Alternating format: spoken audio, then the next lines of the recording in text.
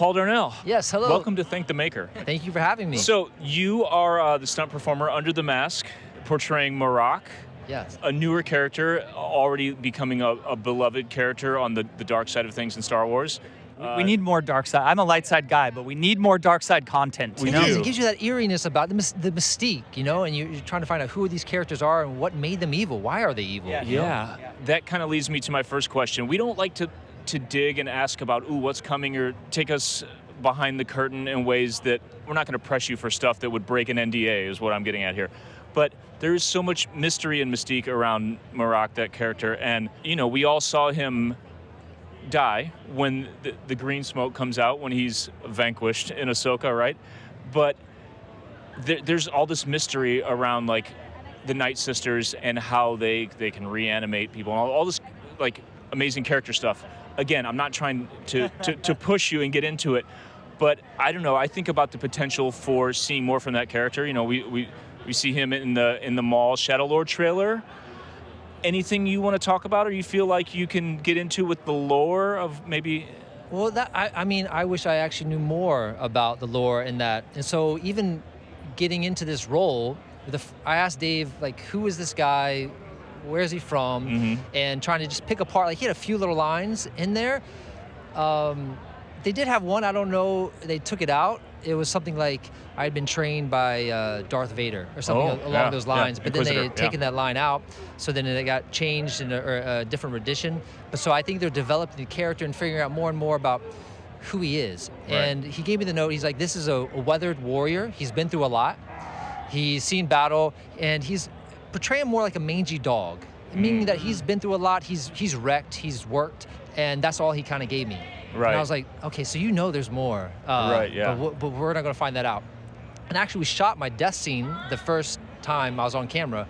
So I was like, okay, this guy dies, but I didn't know how I was going to die. I thought, you know, I get sliced, and then I just fall down. And then it wasn't until the episode came out that I saw that this guy was filled with gas. Yeah. Which was interesting and sad, but also exciting in the sense knowing that, well, if he is just this sort of gas or something, he could be reincarnated again, and gives him more hope for a longer, maybe, life. Maybe there's more to him, and I think that's what we'll find out more in Maul. Yeah.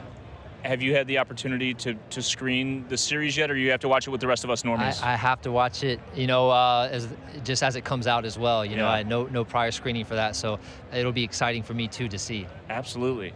We actually just had Diana Lee Inosanto right here in this chair, and I was asking her about younger stunt performers and, you know, other folks that she's working with on the few series that she's been on. Stunt actors. I'd like to lean towards stunt actors versus stuntman or stunt woman or stunt performer. I imagine it has to be incredible for you being on set with such a legend. Did you get to spend any time with her on set? Were you around her? Like, so we went right from Mando season 3. Mm-hmm. It was a weekend, and then I started training right on Ahsoka on the on Monday. Yeah. And that's when Rosario came in, and I was with the fight coordinator. And since I'd done stunts on the other shows, they had me just start right again and start working with them as is.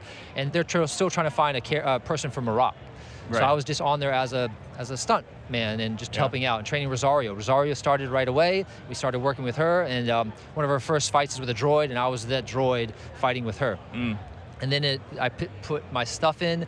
The stunt coordinator put me in for Marrok, and I showed a little video of me doing sword fighting, and he's like, and then somehow I was able to get the role of Marrok, and so that was huge. Awesome for me. So you weren't cast for that role before? No, you... I wasn't even cast. Interesting. I was just brought on as a stunt performer. You know what that reminds me of is Harrison Ford wasn't supposed to be Han Solo. He was just reading there. George brought him in to read in the auditions because George was trying to have no one really known in one of the 3 lead roles, you know. But he was, to your point, he was just there, and everyone was like, "This is the guy." Yeah. For the job. Like, and I think you that don't need worked to in my audition. favor and something like that too, because I was just there. I was just going to be another stunt person playing a stormtrooper or death trooper or whatever they would need me to put in, because that's what I was doing before in the other episodes or seasons.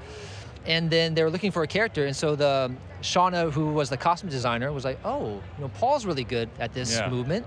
And then the stunt coordinator, JJ Dashnaw, was like, "No, Paul could do this." And so they just kept, I guess, filling Dave's ear with my name, and eventually he said yes. And so I have a question about doing what you do in that fit. speaking of costume design, which throughout all of Star Wars, costume design is, such a massive element in creating the universe and making it real for us. And how they move, like the stormtroopers move away Right. because that's So all when you can move. You can't. You have when you're spinning a saber and you've got that mask on, and is the armor? I imagine correct me if I'm wrong, but if as technology and fabrication Material technology, science. sort of material science evolves, is it kind of fluid? No. No. And the reason that is because when it's too fluid, like too much foam, it crinkles and bends. So then they want it to look like hard Rigid. armor. Yeah. And so to do that is mainly plastic and whatnot. And so if they tried experimenting with softer chest plates and stuff, Yeah. Yep. but as soon as you go like this, It bends it in the middle. bends and bows. And It's they're like when the "Oh, that's Ninja not Turtles landed in the 1990 movie and you see the shell squish. You can see the shell, yeah, 'cause they Yeah. made it squishy for those. I was so amazed by watching those Yeah. performers do that. Like Yeah. the tricks they were throwing in there, and the Unreal, big head, dude. the heads were so heavy. Yes. A lot mad props to them Yeah. for doing that. But no, it restricts the movement. That's wild to I mean, because to your point with the stormtroopers, I mean, everyone's always talked about that. Since the original trilogy, how those guys are just get beat down. Yeah, they on set. walking through a door frame and falling over, Yes. and you can see it, like once you're in it, you pinched see how that happens. and Oh, like yeah. squashed and pinched everywhere, bruising Yeah. and yeah, when you come out, you have bruises all over your body. from where the plastic's like squeezing you. Yeah, Yeah. man. Oh, brutal. I mean, that's part of your job as a stunt performer, though. Like you walk around with bruises and scratches at all times. But the idea of it coming just from what you're wearing has got to be a little annoying. It can be, but it's the challenge that I like, and I Yeah. think that's part of what I'm attracted to this, and I don't mind, I don't complain about Mhm. being in the suit, Yeah. because I like it, and it's another Yeah. way to see if you can live up to that challenge, Yeah. And my background is parkour, Mhm. and for me, it's like my challenge is finding a way to navigate through an environment, through a Yeah, space. yeah. And so then with this, stunt performing in these costumes, my challenge is how can I perform within these restraints? Yeah. The hardest one I find really is the masks, their vision, because Okay, yeah. you can't really see your landing, so you have to jump or do something. You can't see where your foot is going, or even walking upstairs Yeah. Yes. is so hard. Yeah. You can't see the step. You just have to guess and hope it's there, Yeah, that's wild. Like we our podcast has this like after party thing that we do at cons. It's like a Star Wars themed emo night. And Yeah, emo. I know. I think I used to put you guys' songs to my parkour videos back in the day. sick. Yeah. Amazing. But the funny part is, like, it's not just an emo night. We do some character appearances and things. We bring people up on stage. So we get folks from the 501st. Are they dressed up too? Or? Yeah, Yeah. full stormtroopers. We do like It's little. a huge party, and we try to get as much stuff on stage to get people excited and feel like it's Yeah. not just an emo night, as we can. But for like a character moment when we'll do like pre-recorded voice stuff that I'm triggering back there, we're doing this whole thing, and just to get someone on stage, it's like you have to have a handler. Yes. Just to bring a stormtrooper up the stairs. In the dark, in a right. venue, in a music venue. Yeah, it is dark because also they're shaded. Your visors Yes, are tinted, yeah. and so it's even hard to see. Like you need Yeah. a lot of light to see, and otherwise you were kind of going blind. You're just like hoping you don't bump in. Oh, sorry. Yeah. And you can't see sideways. So if someone's here, you just Right. turn. Oh, I'm so sorry. Yeah. Like, Do you find that the costume, the armor, the mask, though, in whatever way that you get to sort of see yourself before, you go out to set or whatever? that's great. Do In you a like? sense- Do you get in? I feel like as just being the nerd that I am, if I put that on, You I become would the like character. change the way I breathe. You do, I would you just do be change it. And the weird thing is, though, you usually don't get to see what you look like. like, okay. And that was also a I frustrating guess thing. that's part of the question. Yeah. Is if you can get changed in one of the changing rooms was a mirror, you're lucky, you get to see it, because also it's very secretive. So Right, whenever right. you're being transported, you have a black robe over robe, top yeah. of you, and you're being shuttled or walked through whatever street to get to the other set. And so that was also a thing that was hard. Or if we're doing these big scenes, there's one in Ahsoka where there's a bunch of reanimated stormtroopers with red cloth everywhere Right. and stuff, and they had more of a green tint in their visor, but you don't get to see what you look like. And then people, oh, that's a cool design. I like this. What's going on here versus this guy? And you're Yeah. like, oh, You're in the suit going, what? I Yeah. can't You're see just it. trying to remember from the fitting what you look You're like, like. what am I looking like? Yeah. But you get a lot of it from what people are reacting from how Yeah. you look. Right. Sure. Yeah. And you get a feeling that everyone's like, this is a bad dude right here. so that's the only thing you don't really get to see it. But to your point, you do, once you're in it, you do feel like that character. You do That's feel Yeah. like, awesome. okay, now I am in this character. Yeah. Awesome. I imagine there's like, if you're someone like Adam Driver doing Kylo Ren, like and there's all this deep character development and lore about the pain that a dark side user goes through to become powerful, right?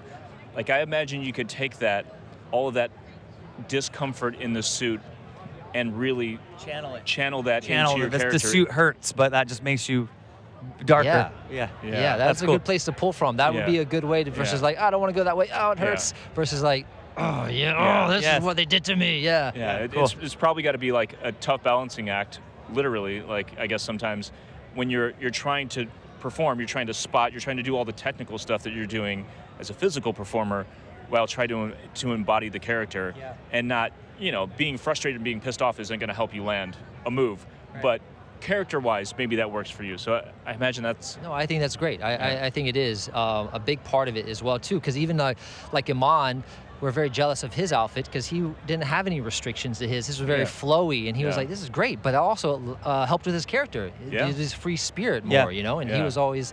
His was just so nice to move, and he would flaunt that, One last thing, because we were talking about this when we sat down, and I was like, wait, let's talk about this when we start recording.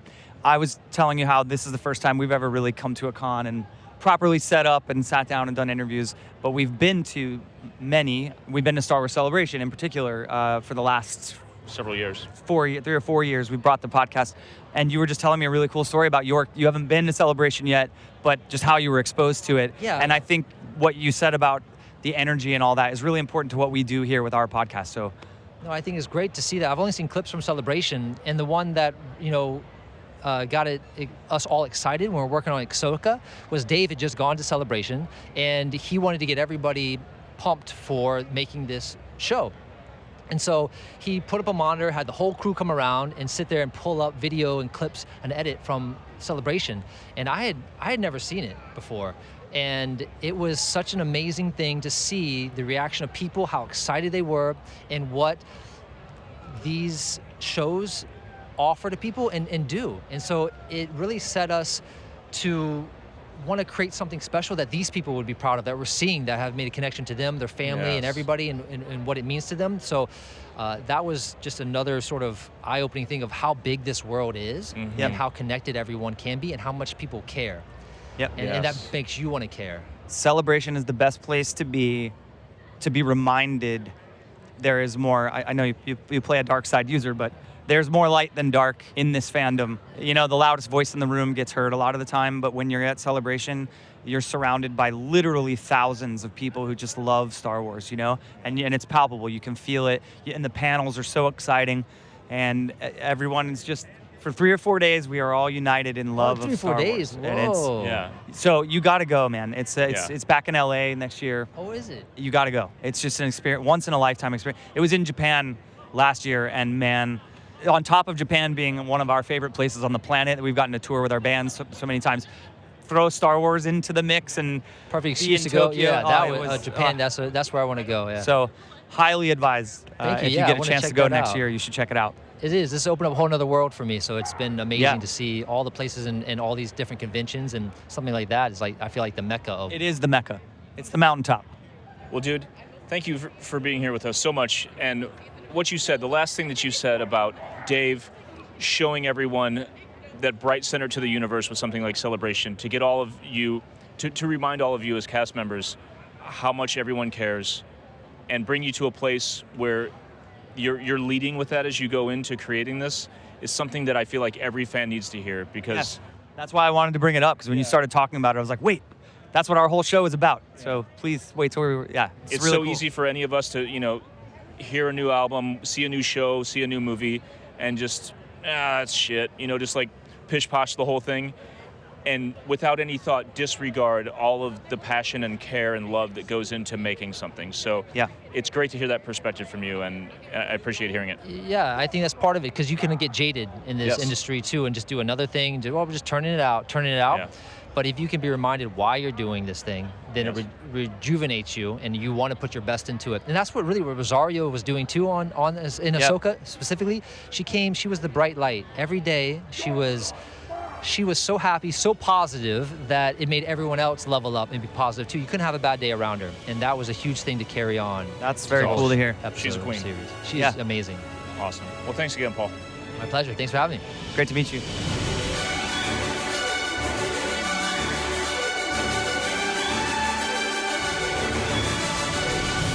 Thank the Maker is produced by Adam Russell and Jason Chiodo, and edited by Jason Chiodo.